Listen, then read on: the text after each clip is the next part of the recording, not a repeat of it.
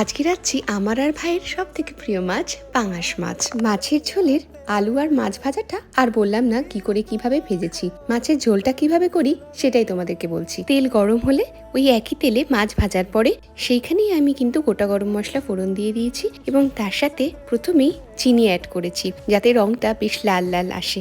এরপর একে একে পেঁয়াজের সাথে লবণ দিয়ে এবং তার সাথে আদা কুচি রসুন কুচি অ্যাড করার পরে আমি শুকনো লঙ্কার গুঁড়ো একটু দিয়েছি যাতে শুরু থেকেই কালারটা ধরে যায়। একটা টমেটোও অ্যাড করে দিয়েছি। এরপর রোজকারের মশলা হলুদ, লঙ্কার গুঁড়ো, ধনে গুঁড়ো, জিরে গুঁড়ো আর সামান্য গরম মশলা গুঁড়ো দিয়ে ভালো করে গরম জলের সাথে কষিয়ে নিয়ে তারপর আলুগুলো ভাজা আলুগুলো অ্যাড করে দিয়েছি। এরপরে জল ফুটলে তার মধ্যে ভেজে রাখা মাছ ও দুটো কাঁচা লঙ্কা দিয়ে দিয়েছি।